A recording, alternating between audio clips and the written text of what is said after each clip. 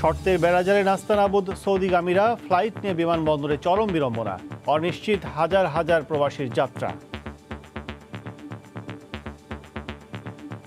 সোনারগাঁ যান, এখানে যান, ওখানে নির্দিষ্ট কোনো কথা বলে না। স্যার আমাদের করোনা কি, আমরা কি করব?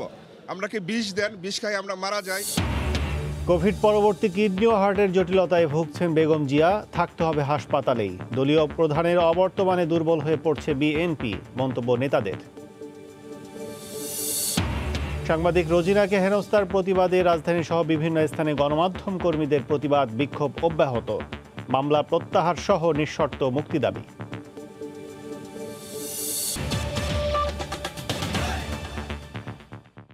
দেখছিলেন শিরোনাম, প্রবাসের সময় সঙ্গে আছি আমি কাজল আব্দুল্লাহ। করোনা রুখতে সৌদি সরকারের দেয়া নতুন বিধিনিষেধে চরম ভোগান্তির শিকার সৌদিগামী প্রবাসীরা। ফ্লাইট নিয়ে বিমানবন্দরে চরম বিড়ম্বনাও। দেশটিতে নিজ খরচে 7 দিন কোয়ারেন্টাইনের জন্য হোটেল বুকিংয়ে সহযোগিতা না পাওয়ায় অনিশ্চিত অনেকের যাত্রা। হোটেল বুকিংয়ের জন্য গুনতে হচ্ছে সর্বোচ্চ 70,000 টাকা পর্যন্ত। দিশেহারা সবাই গন্তব্যে পৌঁছাতে পারবেন কিনা তাও জানেন না। হযরত শাহজালাল আন্তর্জাতিক বিমানবন্দরের বহির্গমন টার্মিনালের 1 নম্বর গেট এবং রাজধানীর কারওয়ান বাজারের সাউদি এয়ারলাইন্সের সামনে দীর্ঘ লাইনে দাঁড়িয়ে শত শত সৌদিগামী প্রবাসী কর্মী। সৌদি সরকারের নতুন নির্দেশনায় দেশটিতে যেতে প্রয়োজন হবে করোনা নেগেটিভ সার্টিফিকেট, এয়ারলাইন্সের নির্ধারিত হোটেলে কোয়ারেন্টাইনের ব্যবস্থা। নতুন নির্দেশনার আগে যারা নিজ দায়িত্বে কোয়ারেন্টাইনের জন্য হোটেলের বুকিংয়ের ব্যবস্থা করেছেন তাও বাতিল করেছে সাউদি এয়ারলাইন্স। এ অবস্থায় অতিরিক্ত 60 থেকে 70,000 টাকা দিয়ে নির্ধারিত হোটেলে বুকিং দিয়ে নিশ্চিত করতে হবে সৌদি টিকিট। সৌদি আরব ফার্স্ট টাইম একবার হোটেল বুকিং দেওয়া হয়েছে, টাকা দেওয়া হয়েছে, প্লাস ওই টাকা মাইর হয়ে গেছে। সোনারগাঁ যান, এখানে যান, ওখানে নির্দিষ্ট কোনো কথা বলে না যে আপনি ওখানে যান আপনার কাজ হবে। 80,000 টাকা দিয়ে বুকিং দিছি, হোটেল, করোনা টেস্ট সব কিছু। এখন আইসা দেখি বিমান বাতিল। হোটেলে বুকিং না হওয়ায় যেতে পারেননি অনেক যাত্রী। এমন অবস্থায় চরম অনিশ্চয়তায় কান্নায় ভেঙে পড়েন কেউ কেউ। আমার কোম্পানির ভিসা নিয়ে আসছে আজকে, কিন্তু আমার 15 বছরের কাটনিটা কি উপায় হইব আমি কোনো বুঝতে পারতেছি না। আমি কষ্ট মন চাইতে ভিসা মেরে যাইতে হবে। আমরা সব রেডি আছি, তারপরে আমরা এই যে কাল থেকে ভুক্তভোগী। সরকার পক্ষে দেখতো তাহলে মনে হয় জিনিসটা খুব তাড়াতাড়ি সফট হইতো। এদিকে কারওয়ান বাজারে সাউদি এয়ারলাইন্সে বেলা বাড়লে টিকিটের জন্য প্রবাসীদের লাইন দীর্ঘ হয়। বাতিল হওয়া ফ্লাইটের যাত্রীদের অগ্রাধিকার ভিত্তিতে টিকিট দেওয়া হবে বলে জানিয়েছেন সাউদি এয়ারলাইন্স কর্তৃপক্ষ। 130 জনের মতো আমাদের ফ্লাইট মিস হয়েছে। তখন আমরা স্যারের কাছে বললাম, স্যার আমাদের করোনা কি, আমরা কি করব? আমরা কি বিষ দেন, বিষ খাই আমরা মারা যাই। ফ্লাইট 2টা, ওদেরকে আমরা সহযোগিতা করতেছি, ট্রাই করতেছি সবাই মিলে যাতে মানে সুবিধাভাবে করা যায় এগুলা। নতুন শর্ত আরোপের পর হজবরল এয়ারলাইন্সগুলোর ফ্লাইট শিডিউল জটিলতার কারণে বিমান 24 মে পর্যন্ত ফ্লাইট বাতিল করেছে। এতে বিপর্যয়ের মুখে পড়েছেন নতুন করে সৌদিগামী কয়েক হাজার প্রবাসী কর্মী। সাদাত রহমতুল্লাহ, সময় সংবাদ, ঢাকা। করোনা পরবর্তী জটিলতায় হার্ট ও কিডনি আক্রান্ত হওয়ায় খুব শীঘ্রই হাসপাতাল থেকে বাসায় ফেরা হচ্ছে না বিএনপি নেত্রীর। দলের শীর্ষ নেতারা বলছেন এখন বেগম জিয়ার যে চিকিৎসা প্রয়োজন তা দেশে পাওয়া সম্ভব নয়। এদিকে বেগম জিয়ার বাড়ি ফেরার প্রতীক্ষায় দলীয় নেতাকর্মীরা। দায়িত্বশীল নেতারা বলছেন স্বাভাবিক জীবনে ফিরলে দলের সাংগঠনিক অবস্থা মজবুতের পাশাপাশি আন্দোলনের দিক নির্দেশনা দেবেন চেয়ারপারসন। সালাউদ্দিন সুমনের রিপোর্ট। করোনায় আক্রান্ত হয়ে রাজধানীর এভার কেয়ার হাসপাতালে ভর্তি হওয়ার পর 3 সপ্তাহেরও বেশি সময় ধরে সেখানে চিকিৎসাধীন রয়েছেন বিএনপি চেয়ারপারসন বেগম খালেদা জিয়া। এ মাসের শুরুর দিকে শ্বাসকষ্টের কারণে শারীরিক অবস্থার কিছুটা অবনতি হলে পরিবারের পক্ষ থেকে তাকে বিদেশে নিয়ে চিকিৎসার আবেদন জানানো হলেও আইনি বাধ্যবাধকতায় তা আটকে যায়। পরবর্তীতে ধীরে ধীরে শ্বাসকষ্ট কমে যাওয়ার সাথে বেগম জিয়ার শারীরিক অবস্থারও উন্নতি হতে থাকে। শুক্রবার জাতীয় প্রেস ক্লাবে আয়োজিত এক আলোচনা অনুষ্ঠানে বিএনপি মহাসচিব মির্জা ফখরুল ইসলাম আলমগীর বলেন, করোনা পরবর্তী জটিলতায় বেগম জিয়ার কিডনি ও হার্ট আক্রান্ত হয়েছে। উদ্বিগ্ন হওয়ার বিষয় সেটা হচ্ছে যে তার পোস্ট কোভিড যে কমপ্লিকেশন, সেই কমপ্লিকেশনে তার হার্ট এবং কিডনি একটু আপনার এফেক্টেড। ডাক্তার সাহেবরা আমাদেরকে যেটা বলেছেন যে তার এই উন্নত চিকিৎসা, উন্নত সেন্টারে যেখানে সমস্ত কিছু ইকুইপমেন্টসগুলো আছে যেগুলো দিয়ে এই ধরনের চিকিৎসাগুলো করা সম্ভব, এটা এখানে নেই। এই অবস্থায় তাকে কবে হাসপাতাল থেকে বাসায় নিয়ে যাওয়া হবে তা নিয়ে তৈরি হয়েছে অনিশ্চয়তা। এভার কেয়ার হাসপাতালের একজন দায়িত্বশীল চিকিৎসক বিষয়টি পরিষ্কার করে বলেন, বেগম জিয়ার শারীরিক অবস্থার উন্নতি হলেও স্বাস্থ্যগত বেশ কিছু জটিলতা থাকায় এখনই তিনি হাসপাতাল থেকে বাসায় যেতে পারবেন না। এদিকে দলীয় চেয়ারপারসন কবে সুস্থ হয়ে স্বাভাবিক জীবনে ফিরবেন সেদিকেই তাকিয়ে আছেন নেতাকর্মীরা। বিএনপিকে বর্তমানে সাংগঠনিকভাবে দুর্বল অভিহিত করে দলের এই ভাইস চেয়ারম্যান বলেন, বেগম জিয়া সুস্থ হলে শক্তিশালী হবে বিএনপি, একই সাথে নির্দেশনা মিলবে আন্দোলনের। বিএনপির বর্তমানে সাংগঠনিকভাবে দুর্বল। বিএনপির নেতাকর্মী সবার মধ্যেই দেখি নানা ধরনের অসন্তোষ। সুতরাং বেগম জিয়া বা তারেক রহমান তারা দলীয় নেতৃবৃন্দের সাথে বসে নতুন ছক কষে আন্দোলনে যেতে হবে। গত 10 এপ্রিল করোনায় আক্রান্ত হয়ে 27 এপ্রিল এভার কেয়ার হাসপাতালে ভর্তি হন বেগম খালেদা জিয়া। সালাউদ্দিন সুমন, সময় সংবাদ, ঢাকা। রোজিনা ইসলামের ঘটনা সাজানো এবং পূর্ব পরিকল্পিত বলে মন্তব্য করেছেন সাংবাদিক নেতারা। তারা বলছেন, রোজিনার কাছ থেকে কোনো গোপন নথি পুলিশ উদ্ধার করেনি, করেছে স্বাস্থ্য মন্ত্রণালয়ের এক কর্মকর্তার কাছ থেকে। অবিলম্বে এমন ভুয়া আর ত্রুটিপূর্ণ মামলা প্রত্যাহার সহ রোজিনা ইসলামের নিঃশর্ত মুক্তির দাবি জানান গণমাধ্যম কর্মী ও ছাত্র সমাজ। সাংবাদিক রোজিনা ইসলামকে আটকে রেখে নির্যাতন আর কারাগারে বন্দিদশার পার হয়েছে 4 দিন। তার মুক্তির ব্যাপারে কোনো অগ্রগতি না থাকায় শুক্রবারও ঢাকা রিপোর্টার্স ইউনিটিতে সহকর্মীর মুক্তির দাবিতে সোচ্চার ছিলেন সংবাদকর্মীরা। বেগবান একটি ভূমিকা পালন করে পুরো ঘটনাটি সাজানো উল্লেখ করে বক্তারা বলেন, রোজিনা ইসলামকে মুক্তির পাশাপাশি তাকে নির্যাতনের সঙ্গে জড়িতদেরও শাস্তির আওতায় আনতে হবে। আপনার দপ্তরের ফাইল পাহারা দেবে কি আমার সাংবাদিক? রিপোর্ট করার জন্য আমার তথ্য দরকার, আমি তো এই ফাইল আনবো। মাননীয় স্বাস্থ্যমন্ত্রী, আপনার উচিত এই মুহূর্তে ব্যর্থতার দায়ভার নিয়ে পদত্যাগ করা। 1923 সালের উপনিবেশিক অফিসিয়াল সিক্রেটস অ্যাক্ট বাতিলের সঙ্গে সঙ্গে সংবাদকর্মী সুরক্ষা আইনের দাবি জানান আন্দোলনকারীরা। এই মন্ত্রণালয়ের একজন গাড়ি চালকের যদি কোটি কোটি টাকা থাকে, সচিব, অতিরিক্ত সচিব, তাদের কি অবস্থা? সরকার যদি নিরপেক্ষ তদন্ত কমিটি ব্যবস্থা না করে, সাংবাদিক সমাজের পক্ষ থেকে পৃথক কমিটি গঠন করা হবে।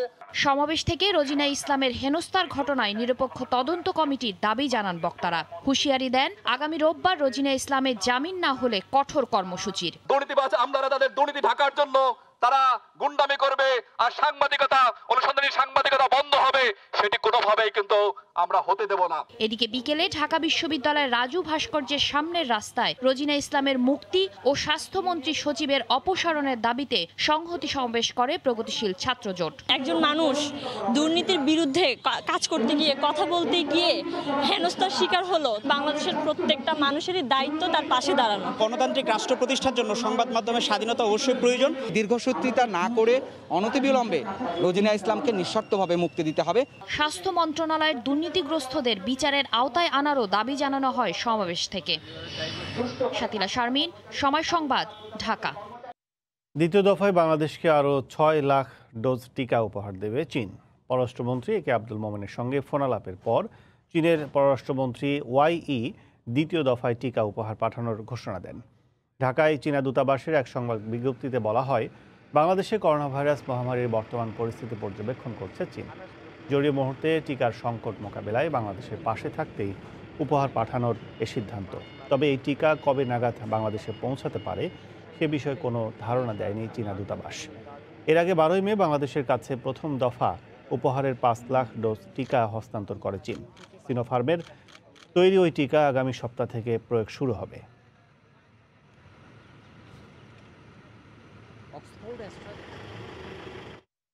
কোভিড পরিস্থিতি বিবেচনায় তৃতীয় দফায় আরও 8 দিন বাড়ল বাংলাদেশ ভাল সীমান্ত বন্ধের মেয়াদ, যা কার্যকর থাকবে আগামী 31 মে পর্যন্ত।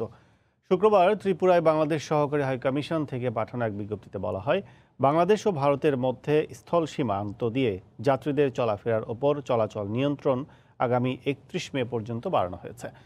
বিজ্ঞপ্তিতে জানানো হয়, ভারতে অবস্থানকারী যেসব বাংলাদেশি নাগরিক আখাউড়া আগরতলা সীমান্ত দিয়ে দেশে ফেরার অনুমতি পেতে চান, তাদেরকে কোভিড নেগেটিভ সনদ জমা দিতে হবে।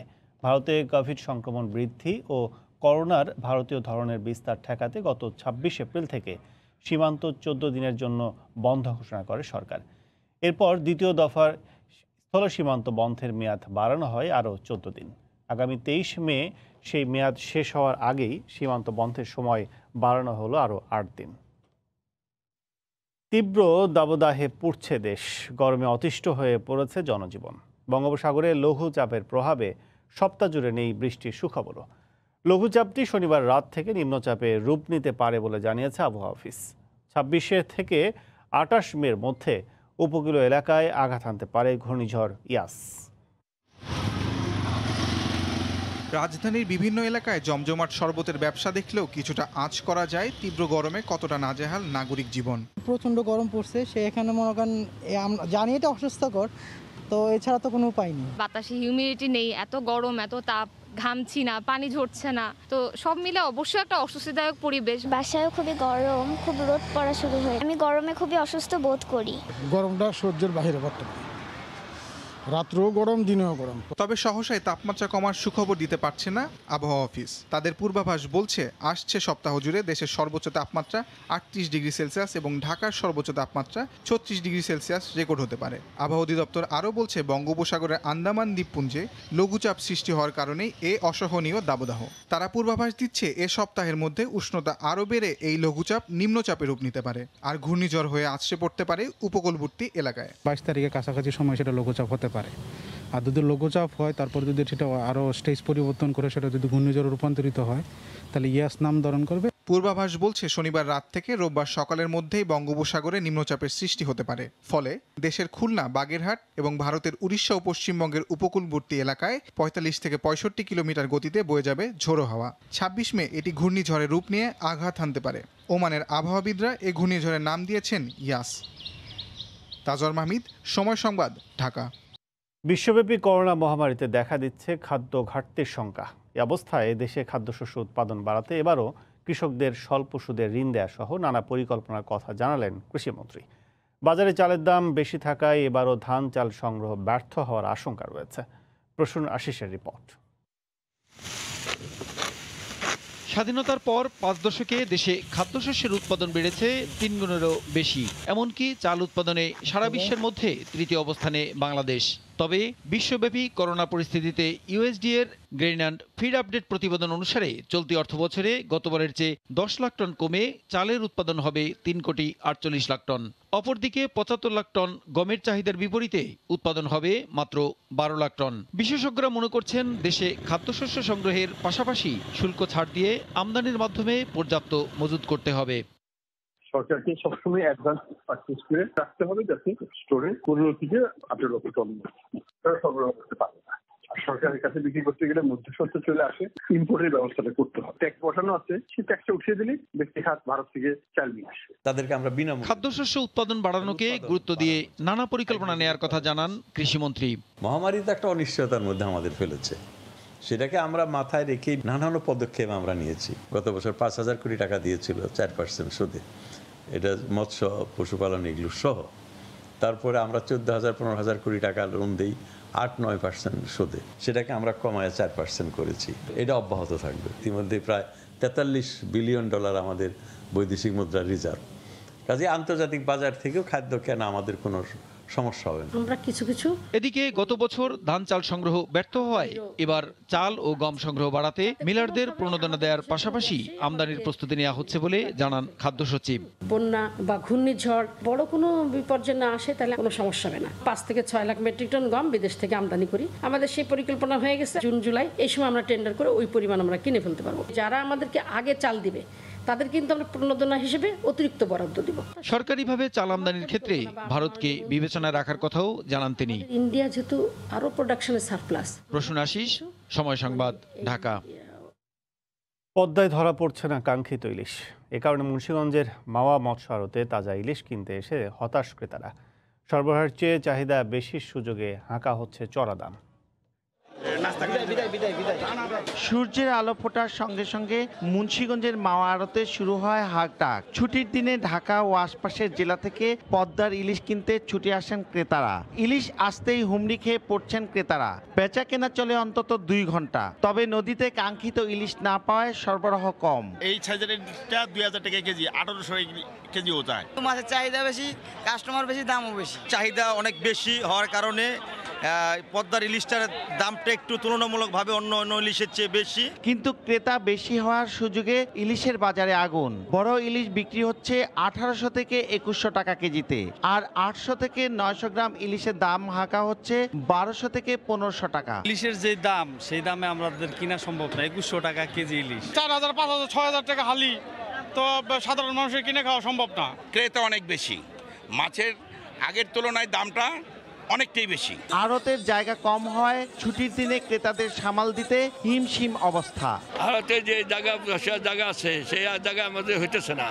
সরকারের কাছে একটু অনুরোধ করতে, সেই জায়গাটা আমাদের একটু বাড়াই দেয়। আমাদের সমুদ্রের ঘাট 1 ঘন্টা হলো ঘাটটা সময়, জায়গা বাড়াই দিলে গাড়ি পার্কিং হয়। প্রাচীন মাছের এই হাটে 29 আড়ত ও 200 খোলা বিক্রেতা বিক্রি করছেন টনে টনে মাছ। আড়তদাররা বলছেন এই ইলিশের হাটকে কেন্দ্র করে অন্তত 5000 লোকের কর্মসংস্থান। মুন্সিগঞ্জের মাওয়া থেকে নাসিরউদ্দিন উজ্জ্বল, সময় সংবাদ। নাটোরের বাজারে উঠেছে সুমিষ্ট গোপালভোগ আম। বাগান থেকে নামিয়ে সরাসরি আনা হচ্ছে বিক্রির জন্য। বাগান মালিকদের দাবি, তীব্র খরায় এবার আমের ফলন যেমন কম হয়েছে, তেমনি গত বছরের চেয়ে দামও কমেছে। জেলা প্রতিনিধি আল মামুনের পাঠানো তথ্য, ছবিতে রিপোর্ট। চলতি বছর নাটোর জেলায় 5857 হেক্টর জমিতে আমের চাষ হয়েছে। এবার 80 থেকে 85 হাজার মেট্রিক টন আম উৎপাদনের আশা করছে স্থানীয় কৃষি বিভাগ। বিভিন্ন জাতের আমের মধ্যে শুক্রবার থেকে নামানো শুরু হয়েছে গোপালভোগ। বাগান মালিকদের দাবি, অনাবৃষ্টির হানার পর এবার দামও কম পাচ্ছেন তারা। 3 থেকে 4000 টাকা গাছ প্রতি খরচ হয়েছে। এখন এই আম বিক্রি করলে হয়তো আমার 3 থেকে 4000 টাকা গাছ প্রতি থাকতে পারে। 5-8 টাকার আম বেচনো দেশে 3000-3200 টাকা খরচ। কিছু গাছে আছে লস হচ্ছে। বাইরের জেলার ব্যবসায়ীরা এখনো আম কিনতে না আসায় দাম কিছুটা কম রয়েছে বলে জানান পাইকারি ব্যবসায়ী ও আড়তদাররা। যে গাছে 10 মণ আম হয়তো ওই গাছে 6 মণ 7 মণ এরকম আম হচ্ছে। এর চেয়ে যদি বাজার কম হয় তাহলে আমাদের লোকসানের সম্মুখীন হতে হবে। শীঘ্রই বাইরের পাটিপত্র আসবে এবং আমরা আমের ন্যায্য মূল্য পাবো। বর্তমান আবহাওয়াকে আমের উপযোগী বলে মন্তব্য করে কৃষি বিভাগ বলছে, ঝড় ও শিলাবৃষ্টি না থাকায় আমের তেমন কোনো ক্ষয়ক্ষতি হয়নি। আর নিরাপদ আম সরবরাহ নিশ্চিত করতে 7টি উপজেলায় নজরদারির কথা জানায় জেলা প্রশাসন। এখন যে হালকা বৃষ্টি হচ্ছে তাতে কিন্তু আমের সাইজ আবার পূর্বের মতো ফিরে আসবে। ক্ষতিকর রাসায়নিক না মিশে, সেজন্য আমরা ইতিমধ্যে গত 3 মে আমরা ব্যবসায়ী এবং কৃষকদের নিয়ে আমরা সভা করেছি। নাটোরে উৎপাদিত 13 জাতের আম বাজারে সরবরাহ করার জন্য 21 মে থেকে 15 জুলাই পর্যন্ত ভিন্ন ভিন্ন দিন নির্ধারণ করেছে স্থানীয় প্রশাসন ও কৃষি বিভাগ। সময় সংবাদ, নাটোর। দেশের বাইরে করোনা পরিস্থিতির খবর। ব্রিটেনে দিন দিন বাড়ছে করোনার ভারতীয় ভ্যারিয়েন্টের সংক্রমণ। এতে ব্রিটিশ সরকারকে লকডাউন তুলে নেওয়া সহ সব পরিকল্পনা নতুন করে ছক কষতে হচ্ছে। পাশাপাশি ভ্যাকসিন কার্যক্রমকে করা হয়েছে আরও গতিশীল। লন্ডন থেকে শোয়েব কবিরের রিপোর্ট। আগামী আগস্ট মাসের মধ্যেই পুরোপুরি করোনা মুক্ত হওয়ার স্বপ্ন দেখেছিল ব্রিটেন। তা তো হচ্ছে না, উল্টো করোনার ভারতীয় ভেরিয়েন্টের চোখ রাঙানিতে আবারও দিশেহারা ব্রিটিশ সরকার। সপ্তাহের ব্যবধানে দেশটিতে এই ভেরিয়েন্ট সংক্রমিতের হার 160%। চিকিৎসকরা বলছেন, সংক্রমণের হার নিয়ন্ত্রণ করতে না পারলে ব্রিটেনে করোনার তৃতীয় ঢেউয়ের আশঙ্কা রয়েছে জুলাই মাসে। এই যে নিউ ভ্যারিয়েন্ট, সেটি ইউকের যে নিউ ভ্যারিয়েন্টটি তার চেয়ে 40 থেকে 50% বেশি সংক্রমণ ছড়াতে পারে। গবেষণায় দেখা গেছে, ব্রিটেনে যারা ভ্যাকসিন নিয়েছেন তাদেরকে এই নতুন ভেরিয়েন্ট সংক্রমিত করলেও ঝুঁকির মাত্রা অনেকটাই কম। চিকিৎসকরা মনে করছেন, দ্রুত ভ্যাকসিন কার্যক্রমেই পারে এই ভেরিয়েন্টের ভয়ঙ্কর থাবা থেকে ব্রিটেনবাসীকে রক্ষা করতে। মানুষকে যদি আমরা দ্রুত ভ্যাকসিনেট করতে পারি, তাহলে হয়তো ইনশাল্লাহ আমরা আশা করতে পারি যে ইন্ডিয়ান ভ্যারিয়েন্টটা আরেকটা নতুন ওয়েভ দিবে না। আগামী 21 জুন থেকে দেশ জুড়ে পুরোপুরি লকডাউন তুলে দেওয়ার পরিকল্পনা নিয়ে এখন দোটানে রয়েছে ব্রিটিশ সরকার। লকডাউন শিথিল করে পুরোপুরি স্বাভাবিক অবস্থার দিকে ব্রিটেন। তবে নতুন করে শঙ্কার জন্ম দিয়েছে করোনার ভারতীয় ভেরিয়েন্ট। বাড়ছে সংক্রমণের হার, একই সাথে বাড়ছে আতঙ্ক। শোয়েব কবির, সময় সংবাদ, লন্ডন। এবার করোনার ভারতীয় ভ্যারিয়েন্ট রুখে দিতে নতুন সুখবর দিল জার্মান ভ্যাকসিন গবেষণা প্রতিষ্ঠান বায়োনটেক। নতুন এ ধরনের বিরুদ্ধে তাদের তৈরি ভ্যাকসিন 75% কার্যকর বলে জানিয়েছেন বায়োনটেকের প্রতিষ্ঠাতা প্রধান অগুর শাহিন। একই সঙ্গে সাধারণ যে কোনো রেফ্রিজারেটরে টিকাটি সংরক্ষণে থাকছে না কোনো জটিলতা। জার্মানির বার্লিন থেকে বিটু বড়ুয়ার রিপোর্ট। শুরু থেকেই কোভিড-19, এরপর ব্রিটেনের করোনার নতুন স্ট্রেইন B.1.1.7 কিংবা দক্ষিণ আফ্রিকার করোনার নতুন ধরন B.1.351 অথবা ব্রাজিলের নতুন রূপ পাওয়া করোনার বিরুদ্ধে সাফল্যের সাথে লড়াই করে যাচ্ছে ফাইজার বায়োএনটেকের তৈরি করোনা ভ্যাকসিন। তবে বিশ্বের বিভিন্ন দেশে ভয়ঙ্কর রূপ ধারণ করা ভারতীয় ভ্যারিয়েন্টের বিরুদ্ধে কার্যকরী কোনো ভ্যাকসিন পাচ্ছিল না বিশ্ব। এবার সে বিষয়েও সুখবর দিল জার্মান ভ্যাকসিন গবেষণা প্রতিষ্ঠান বায়োএনটেক। প্রতিষ্ঠানটির প্রধান নির্বাহী উগুর শাহিন বলেছেন, করোনার ভারতীয় ভ্যারিয়েন্টকে রুখে দিতে 70 থেকে 75% কার্যকারিতা দিয়েছে ফাইজার বায়োএনটেকের ভ্যাকসিন। বৃহস্পতিবার তুরস্কের স্বাস্থ্যমন্ত্রীর সাথে ভার্চুয়াল কনফারেন্সে তিনি বলেন, করোনার নতুন ধরন রুখে দিতে ভ্যাকসিনের কার্যকারিতা পরীক্ষার পাশাপাশি এর উন্নয়নে কাজ করে যাচ্ছে বায়োএনটেক। এই সপ্তাহে আমরা ভারতীয় ভ্যারিয়েন্টের ওপর ভ্যাকসিনের পরীক্ষা চালিয়েছি। ভ্যাকসিনটি 25 থেকে 30% অ্যান্টিবডি তৈরিতে সক্ষম হয়েছে। এছাড়া ভারতীয় ভ্যারিয়েন্টের বিরুদ্ধে 70 থেকে 75% কার্যকারিতার প্রমাণ পেয়েছি আমরা। তবে আগামী সপ্তাহে আরও বিস্তারিত তথ্য প্রকাশ করা হবে।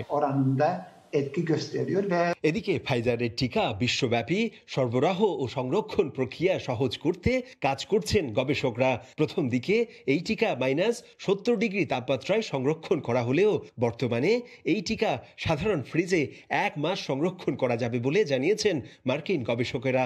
চলতি বছরের মাঝামাঝিতে 2.5 কোটি ডোজ আর বছর শেষে 10 কোটি ভ্যাকসিন উৎপাদনের লক্ষ্যমাত্রা নির্ধারণ করেছে বায়োএনটেক ও ফাইজার। জার্মানির বার্লিন থেকে বিটু বড়ুয়া, সময় সংবাদ। সাংবাদিক রোজিনা ইসলামকে হেনস্থার প্রতিবাদে মানববন্ধন করেছে Australia Bangladesh press and media club. Corona বিধি মেনে স্বল্প পরিসরে মানববন্ধনের পাশাপাশি মশাল প্রজ্বলন কর্মসূচি পালন করেন সেখানে বসবাসরত প্রবাসী সাংবাদিকরা।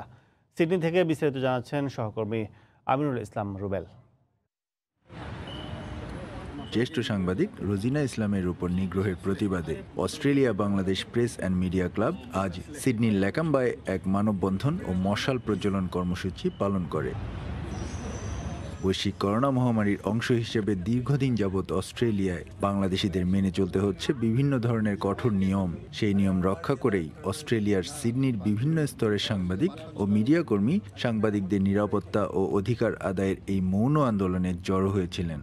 এ সময় সাংবাদিকেরা রোজিনা ইসলামের সাথে ঘটে যাওয়া অনাকাঙ্ক্ষিত ঘটনার সুস্থ তদন্ত, তার দ্রুত নিঃশর্ত মুক্তি ও দোষীদের আইনের আওতায় আনার জন্য বাংলাদেশ সরকারের দৃষ্টি আকর্ষণ করেন। একজন মানুষ হিসাবে সবারই মত প্রকাশের স্বাধীনতা আছে, সেটা দেশে কিংবা বিদেশে যেখানেই হোক না কেন। রোজিনা ইসলামের সাথে যা হয়েছে এটা অন্যায় হয়েছে, আমি তার নিঃশর্ত মুক্তি দাবি করি। এ সময় তারা বাংলাদেশ সরকারের চলমান দুর্নীতি বিরোধী কর্মসূচি আরও জোরদার ও ডিজিটাল আইনের দ্রুত পরিবর্তনের দাবি জানান। এস.এম. আমিনুল রুবেল, সময় সংবাদ, অস্ট্রেলিয়া। নিজের ব্যাটিংয়ের ধরন নিয়ে সাংবাদিকদের প্রশ্ন না করতে অনুরোধ করেছেন বাংলাদেশের ওয়ানডে অধিনায়ক তামিম ইকবাল। গেল 5 বছর ধরে যেভাবে ব্যাট করছেন সেভাবেই খেলতে চান তামিম। অভিজ্ঞতায় এগিয়ে থাকলেও লঙ্কানদের বিপক্ষে সতীর্থদের সামর্থ্যে সর্বোচ্চ দিয়ে খেলার তাগিদ তার। 3 নম্বরে ব্যাটিংয়ে ফিরেছেন সাকিব আল হাসান। সঙ্গে তামিমের প্রত্যাশা আইপিএলের মতো এই সিরিজেও ভালো করবেন মোস্তাফিজুর রহমান। চূড়ান্ত দল ঘোষণার পর ঐচ্ছিক অনুশীলন। কোচ রাসেল ডমিঙ্গোর সঙ্গী মূল দলের মুশফিক সাকিব ও স্ট্যান্ড বাই থাকা তাইজুল ইসলাম।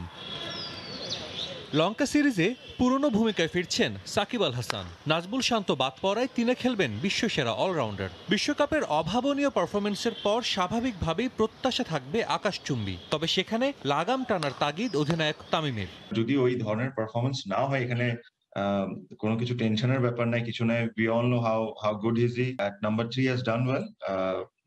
আমি আশা করি যে he'll keep up the good work. অনেকদিন ধরেই প্রশ্ন আছে তামিমের ব্যাটিং অ্যাপ্রোচ নিয়ে। সম্প্রতি লঙ্কানদের বিপক্ষে টেস্টে ছিলেন আগ্রাসী, ওয়ানডেতে চিত্রটা ভিন্ন। শেষ 6 ওয়ানডেতে 41.66 গড়ে করেছেন 250 রান, যেখানে স্ট্রাইক রেট মাত্র 63। এ নিয়ে প্রশ্ন উঠতেই ভার্চুয়াল সংবাদ সম্মেলনে তামিমের মারকুটে জবাব। আমি কোন অ্যাপ্রোচে খেলবো আমি যে অ্যাপ্রোচে খেলে আসতেছি লাস্ট 4-5 বছর ধরে আমি ওই অ্যাপ্রোচেই খেলতে থাকবো, because I have been very successful. I request you all not to ask me this question in the future. IPL মাতিয়ে এসেছেন মুস্তাফিজ। তামিমের চাওয়া শ্রীলঙ্কার বিপক্ষেও ফিজের সেই নৈপুণ্যের পুনরাবৃত্তি। যে ধরনের বোলিং সে করেছে আইপিএল এ, ইট ওয়াজ প্লিজিং টু সি। আমরা সবাই চাই যে ওই লেভেলের বোলিং ও সবসময় করুক। So I hope he will continue to do that for Bangladesh. One day super লিগের কথা মাথায় রেখে সিরিজ থেকে সর্বোচ্চ পয়েন্ট আদায় করে নিতে চান বাংলাদেশ দলপতি। খুব বেশি হোম সিরিজ খেলবো না ওডিআইতে, তাহলে আমাদের জন্য এটা একটা বড় চ্যালেঞ্জ। সাজিদ মুস্তাহিদ, সময় সংবাদ, ঢাকা। এ পর্যায়ে শীর্ষ সংবাদ জানিয়ে দিচ্ছ আরেকবার। শর্তের বেড়াজালে নাস্তানাবুদ সৌদিগামীরা, ফ্লাইট নিয়ে বিমানবন্দরে চরম বিড়ম্বনা, অনিশ্চিত হাজার হাজার প্রবাসীর যাত্রা।